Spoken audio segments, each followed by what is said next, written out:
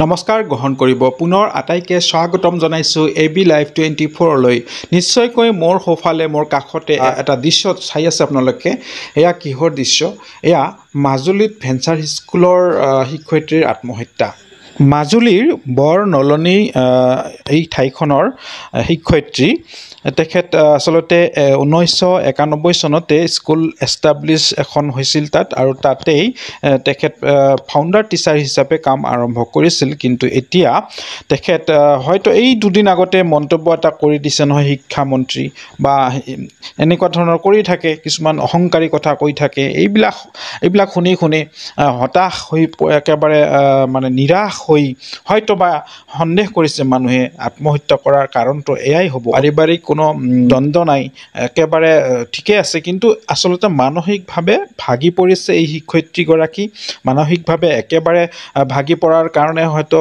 সহ্য কৰিব নোৱাৰি ধৈৰ্যহীন হৈ একেবাৰে এনেকুৱা ধৰণৰ চৰম পন্থা এটা ল'বলৈ বাধ্য হ'ল যেন সকলোৱে অনুমান কৰিছে স্থানীয় এগৰাকী ব্যক্তিয়ে মন্তব্য দি আছে তেখেতৰ মন্তব্য শুনকচোন 1991 চনৰ পৰাই তেওঁ মানে ফাউণ্ডাৰ হিচাপে প্ৰতিষ্ঠা কৰি বিদ্যালয়খন জীয়াই ৰাখিছিলে আজি পৰ্যন্ত পাদেশীকৰণ নোহোৱাত মানে তেওঁ আজি মৃত্যুমুখত এনেদৰে আঁকোৱালি ল'বলগীয়া হ'ল আমি অতিশয় শিক্ষক অঞ্চলবাসী অতি মৰ্মাহত হৈছোঁ কথা হ'ল চৰকাৰখনে ইমানখিনি বিদ্যালয় পাদেশীকৰণ কৰিলে এনেকুৱা পিছপৰা অঞ্চলত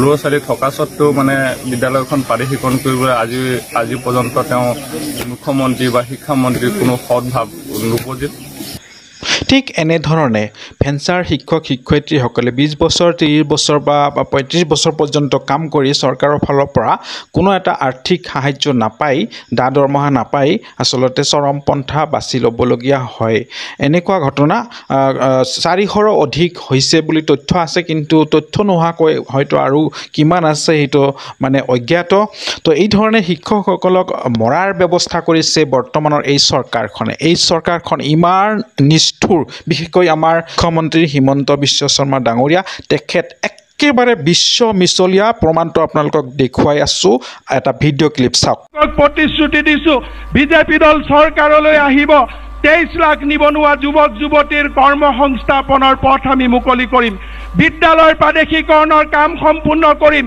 টেট শিক্ষকৰ চাকৰি নিয়মীয়া কৰিম ৰাজীৱ গান্ধী কম্পিউটাৰ লিটাৰেচি প্ৰগ্ৰেমৰ শিক্ষকসকলৰ সমস্যা সমাধান কৰিম বানপানী সমস্যা আমি ৰাষ্ট্ৰীয় অগ্ৰাধিকাৰে নহয় বানপানী সমস্যাৰ আমি স্থায়ী সমাধান কৰিম এয়া আছিল 2016 চনৰ নিৰ্বাচনৰ আগে যি বক্তৃতা দিছিলে য'তেই গৈছিল তাতেই এই ধৰণৰ এই বাক্যবিলাক এই প্ৰতিশ্ৰুতিকেইটা কিন্তু দিছিলে তো এই প্ৰতিশ্ৰুতিকেইটাৰ কিন্তু ঈশ্বৰৰ কৃপাত এটাও হোৱা নাই এটা প্ৰতিশ্ৰুতিও তেখেতে পালন কৰিব পৰা নাই এয়া কৃপা ঈশ্বৰৰ কৃপা বানপানীৰ স্থায়ী সমাধানৰ প্ৰতিশ্ৰুতি দিয়া মুখ্যমন্ত্ৰীগৰাকী আপুনি নলবাৰীৰ চাৰিওকাষে ইমান বানপানী আৰু সেই নলবাৰীত বহি কেবিনেট বহি আপোনালোকে সিদ্ধান্ত লয় ইটো সিটো বহুত সিদ্ধান্ত লয় আৰু ঘোষণা কৰি থাকে কিন্তু এই ভেঞ্চাৰ বিদ্যালয় শিক্ষকসকলৰ কথা এবাৰো মনত নপৰে নেকি আপুনিতো যি বিহুৰ বিশ্ব ৰেকৰ্ড কৰালে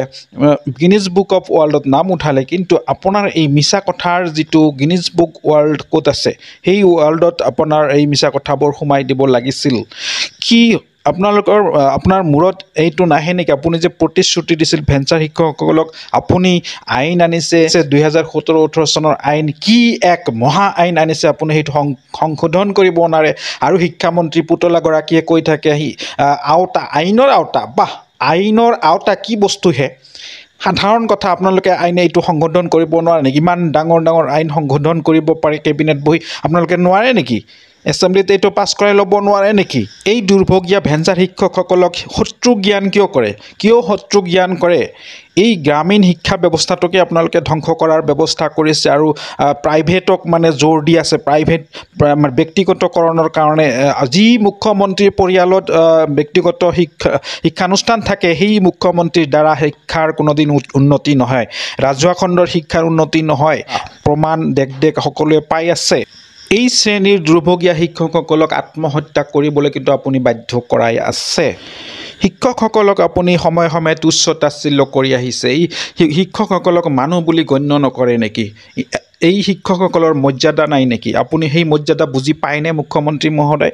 এই শিক্ষকসকল আপুনি কিমান ধৰণৰ শিক্ষক মানে সৃষ্টি কৰিছে? টিউটৰ বনাইছে, টিউটৰসকলক আজি 10-11 হাজাৰ টকা বা 9 হাজাৰ টকাত আপুনি খটুৱাই আছে। ইহঁতৰ পৰিয়াল নাই নেকি? এটা পেট নেকি? পৰিয়ালত আৰুতো আছে সদস্য 2-3জন। এইসকলক কেনেকৈ পোহপাল দিব শিক্ষকসকলে, এই টিউটৰ শিক্ষকসকলে? আজি আপুনি নিয়মীয়াকৰণৰ কথা কৈছিল, টেট শিক্ষক ক'ত কৰিলে? এতিয়াও কৰিবই পৰা নাই আপুনি। নিবনুৱা সমস্যা আপুনি আজি কেইবছৰ গ'ল? এবছৰৰ ভিতৰত গণি 1 লাখ চাকৰি দিম বুলি কৈছিল, 1 লাখ সম্পূৰ্ণ হোৱাই নাই এতিয়ালৈকে, 3 বছৰ হ'ল। আপুনি কি ধৰণৰ প্ৰতিশ্ৰুতি পালন কৰিলে? শিক্ষক শ্ৰেণীটোৱে আপোনাক ভোট নিদিয়ে। আপুনি EVM-ৰ ভিতৰত সোমাই চাই আহিছে, গোটেইখিনি হিচাপ নিকাচ কৰি আহিছিল নেকি মুখ্যমন্ত্ৰী মহোদয়? আপুনি কয় শিক্ষকসকলে ভোট দিয়া নাই, BJP চৰকাৰক ভোট দিয়া নাই, অমুকে ভোট দিয়া নাই। আপুনি এওঁলোকৰ কাৰণে কি চিন্তা কৰিছে, কি কৰি আছে? আজি অংগনবাদী কৰ্মী, আশা কৰ্মী যিবিলাক আছে, স্কিম ৱাৰ্কাৰ আছে, তেওঁলোকৰ কাৰণে কি কৰিলে? কিয় ভোট দিব আপোনালোক? কেৱল এই হিতাধিকাৰী বনাই আছে আপুনি। অৰুণোদয় গোটেই এই বছৰকেইটা অৰুণোদয় কৰিয়ে থাকিল আপুনি। আৰু ফ্লাইঅভাৰ ব্ৰিজ, বানপানীৰ স্থায়ী সমাধান ক'ত হ'ল? আপুনি কি প্ৰতিশ্ৰুতি পালন কৰিছে? আমাৰ মুখ্যমন্ত্ৰী মহোদয়, আমাৰ অসমৰ মুখ্যমন্ত্ৰী মহোদয়, আপোনাৰ এটা মৰ্যাদা আছে, আপোনাৰ কথা বতৰা চাল চলনৰ এটা শালীনতা থাকিব লাগে। যেতিয়া যি মন যাব তাকে নক'ব মুখ্যমন্ত্ৰী মহোদয়, অনুৰোধ জনাইছোঁ আপোনাক। আৰু এই দুৰ্ভগীয়া শিক্ষকসকলৰ বাবে কিবা এটা ব্যৱস্থা কৰক। টিউটৰ হওক বা ভেঞ্চাৰ শিক্ষকসকলৰ এটা ব্যৱস্থা নকৰিলে এইসকল আত্মহত্যা কৰিয়েই থাকিব নেকি? আপুনি সংস্কৃতিৰ কথা কয়। অসমৰ এটা সংস্কৃতি আছে, সভ্যতা সংস্কৃতি আছে। এই সভ্যতা সংস্কৃতি পাহৰি কেতিয়াবা আপুনি সীমা চেৰাইও কথা কয়, আমি গম পাওঁ। বহুত প্ৰমাণ আছে, আপোনাৰ প্ৰতিশ্ৰুতিৰ প্ৰমাণ যেনেকৈ দিছোঁ, আৰু এনেকুৱা বহুত প্ৰমাণ আমাৰ হাতত কিন্তু মজুত আছে। নাভাবিব যে প্ৰমাণ নাই, প্ৰমাণ নোহোৱাকৈ কোনো কথা নকওঁ। গতিকে মুখ্যমন্ত্ৰী মহোদয়, আপুনি সকলোৰে লগত যোৱাকালি এটা ভাল সিদ্ধান্ত লৈছে, সেয়া হৈছে বাইক আৰোহীসকলৰ বাবে এটা আপুনি সকাহ দিছে। কাগজ পাতিৰ ওপৰত কোনো চালান কাটা নহ'ব। এয়া খুব ভাল পদক্ষেপ লৈছে। এনেধৰণে আপুনি আপোনাৰ মনত সুমতি ঘূৰাই আনক। ভেঞ্চাৰ শিক্ষকসকলক আপুনি এটা দিহা পৰামৰ্শ দি এওঁলোকৰ এটা আৰ্থিক সাহাৰ্য দিয়াৰ এটা ব্যৱস্থা কৰক, প্ৰাদেশিকৰণৰ এটা ব্যৱস্থা কৰক মহোদয়। আৰু টিউটৰসকলৰো এটা ব্যৱস্থা কৰক। আজি NPS-ৰ সলনি OPS-ৰ দাবী কৰি আছে শিক্ষকসকলে, তেওঁলোকৰ এটা ব্যৱস্থা কৰক। আজি স্কিম ৱাৰ্কাৰবিলাকে দাবী জনাই আছে, তেখেতসকলৰ প্ৰতিও সঁহাৰি দিয়ক। নহ'লে কিন্তু আপোনাৰ দিন অন্ধকাৰ আহিব। আপুনি যিমান সাম্প্ৰদায়িকতা কৰক, সকলোৱে বুজি পাই আছে।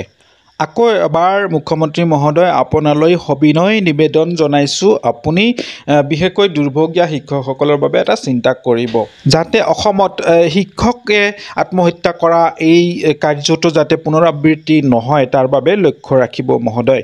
আৰু দৰ্শকসকল, যিমান পাৰে ভিডিঅ'টো শ্বেয়াৰ কৰি দিব, যাতে আমাৰ মুখ্যমন্ত্ৰী মহোদয়েও চাব পাৰে, তেখেতেও চাওক আৰু তেখেতে এটা যাতে সুব্যৱস্থা কৰে।